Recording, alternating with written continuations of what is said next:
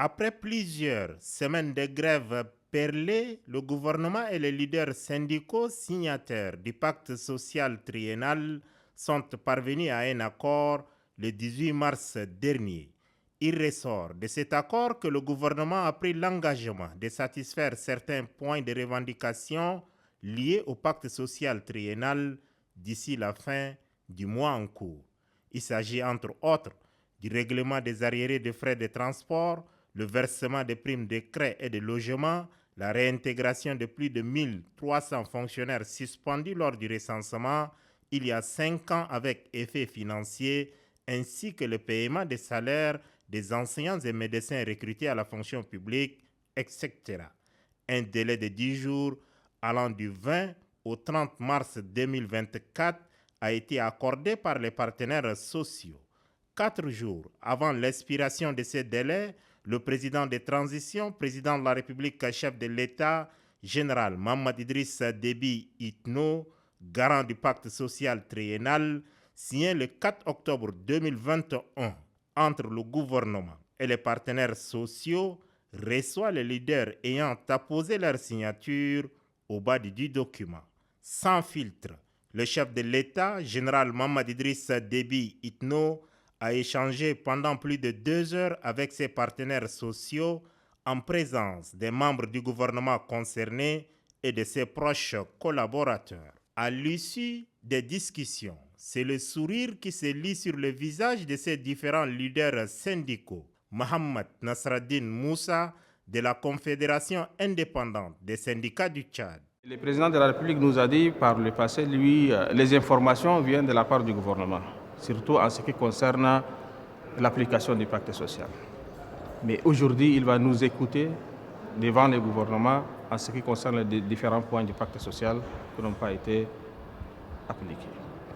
Donc, et il nous a rassuré aussi que tous les points concernant le pacte social, d'ici jusqu'à octobre 2024, tous ces points seront appliqués selon les engagements que le gouvernement a pris. Barka Michel, de l'Union des syndicats du Tchad, acteur majeur et signataire du pacte social triennal. Le pacte social, nous l'avons signé il y a un peu plus de 2 ans. C'est resté pratiquement sans être appliqué. Et en moins de 21 jours de grève, vous savez, le gouvernement a respecté pratiquement tous les engagements financiers. Et nous sommes autour de 13 milliards qui ont été engagés par le gouvernement pour régler tous ces problèmes-là.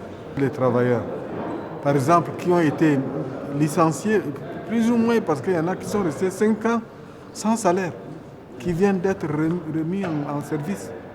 Vous avez certains qui sont restés depuis 7 mois dans le cadre de recensement, qui n'ont pas eu leur salaire. Donc, entre autres, toutes ces questions-là ont été réglées. Et pour nous, c'est quand même un motif de satisfaction. Et donc, nous avons bien voulu présenter nos remerciements au garant de l'accord qui a été signé, qui est le président de la République, par rapport à tout ce qui a été décidé. Nous avons appris pendant cette audience que des médecins vont être recrutés cette année. Et ça, c'est aussi quelque chose d'important parce que nous avons suffisamment de médecins qui attendent.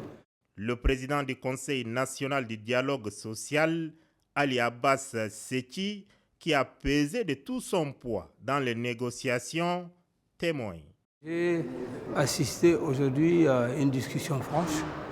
Le président de la République a demandé d'abord à toutes les centrales de parler et les 5 centrales et les 2 syndicats autonomes ont intervenu. Ils ont fait leur plaidoyer, mais tout en remerciant le chef de l'État de sa disponibilité et d'avoir instruit le ministre des Finances de réaliser 100% des engagements financiers contenus dans le pacte social. Ça, je pense que c'est quelque chose de très positif. Et j'ai retenu aussi l'intervention du chef de l'État qui a dit aux travailleurs, il les comprend et il croit qu'ils sont dans leur rôle de défendre les travailleurs et il les comprend parfaitement. Par contre, il leur conseille de ne pas faire l'amalgame avec la politique et je crois que ça, les syndicats l'ont bien pris en compte.